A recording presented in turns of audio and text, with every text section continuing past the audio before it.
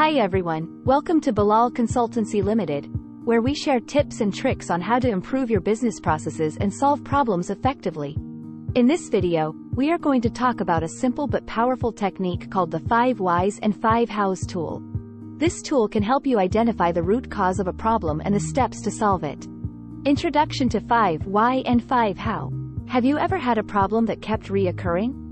Having to address a problem or failure mode more than once is time-consuming and a waste of valuable resources. The issue is that the root cause is not being identified or addressed. If you are not getting to the root cause, then you are merely treating a symptom of the problem. In addition, if a permanent solution is not determined and implemented, the problem will eventually repeat. There is a simple-to-use tool that can help eliminate repeat problems. This tool is the 5 Why and 5 How. 5 Why and 5 How was developed in the 1930s by Mr. Sakichi Toyoda. Mr. Toyoda is the founder of Toyota Industries and is said to be one of the fathers of Japan's Industrial Revolution. This technique gained popularity during the 1970s and it is still used by Toyota and many other companies and organizations today. What is 5 Why and 5 How? The 5 Why method is simply asking the question, why, enough times until you get past all the symptoms of a problem and down to the root cause. The 5 Why method is often used during the analyze phase of the DMAIC process and the plan phase of PDCA activities. It is often used in coordination with other analysis tools such as the cause and effect diagram, but can also be used as a standalone tool. 5 Why is most effective when the answers come from people who have hands-on experience of the process being examined. By repeating the question, why, you can drive down to the root cause of the problem. The 5 Hows are then used to determine a root or permanent solution to the root cause, S, of the problem. The 5 Whys and 5 Hows have also been described as being like a ladder.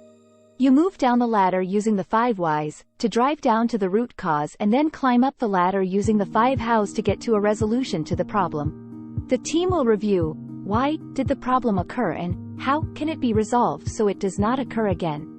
5 Why and 5 How example. How to perform 5 Why and 5 How. Form the team.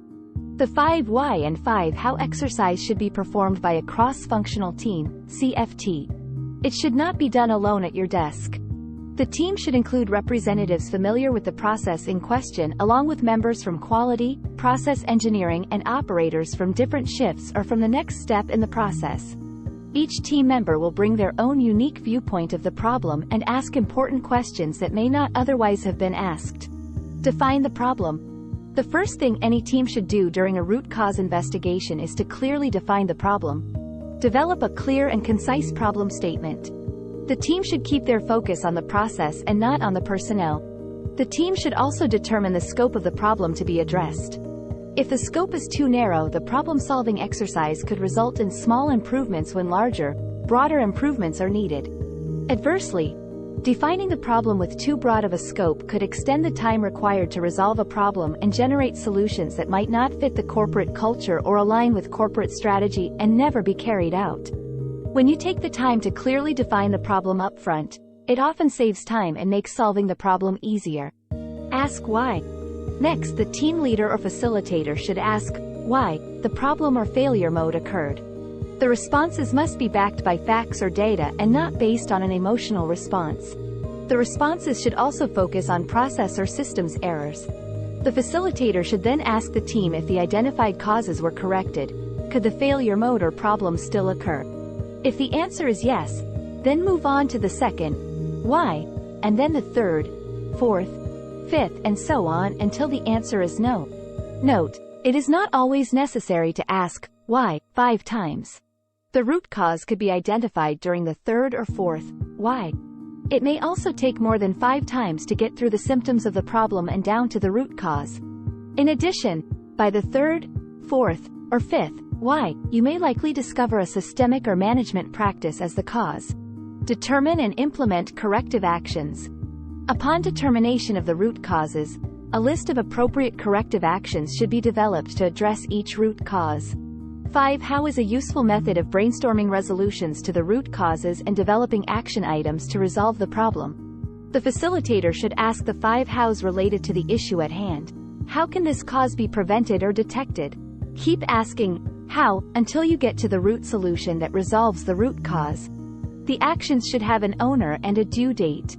Regular meetings should be held to update the team on the status of the actions until all are completed.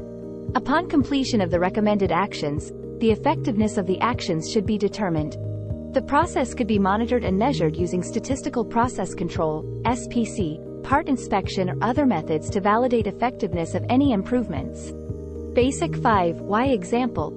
There are various formats used to document the 5 Why exercise, some more detailed than others. The following is an example of the basic 5 Why process. Problem statement. An operator fell and was injured during the first shift startup. Why? There was an oil spill on the floor in the machining department. Why? A seal in machine 3 deteriorated and began cracking and leaked oil. Why? The seal material was not robust to the application. Why? Lower cost seals purchased from new supplier. Why? Seal material not specified in service manuals. Caution must be observed to assure that the whys follow a logical path. One method to check if the progression follows a logical path is to read the causes in reverse order. When you read the causes or whys in reverse order, they should follow a logical progression to the problem statement or failure mode. Referencing the example above, the progression would be like this. The seal material specifications are not listed in the service manual. Therefore, lower-priced seals were purchased from a new supplier to reduce costs. Therefore, the seal material was not robust enough to the application. Therefore, a seal in machine 3 deteriorated, cracked and began leaking. Therefore, there was an oil spill on the floor. Therefore, an operator slipped and fell and was injured on first shift. The three-legged 5 Why. It is not uncommon that the problem may have more than one contributing root cause. The 5 Why progression will sometimes branch out to form more than one path. In many cases, the root cause occurs due to an ineffective detection control or systemic issue within the organization. The three-legged 5 Why includes additional paths to determine what control or process was not in place or not effective enough to detect the failure prior to the incident. Systemic or management processes either not in place or that could have contributed to the incident are also reviewed. The 5 Why, 5 How method is one of several root cause analysis (RCA) tools available for use in problem-solving and continuous improvement activities. If you would like additional information about the 5 Why, 5 How method or other RCA tools, please contact one of our highly trained and experienced professionals at Quality One. Your success is our business. Thank you for watching this video.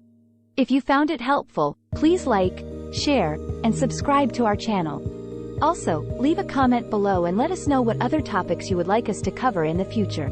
See you in the next video.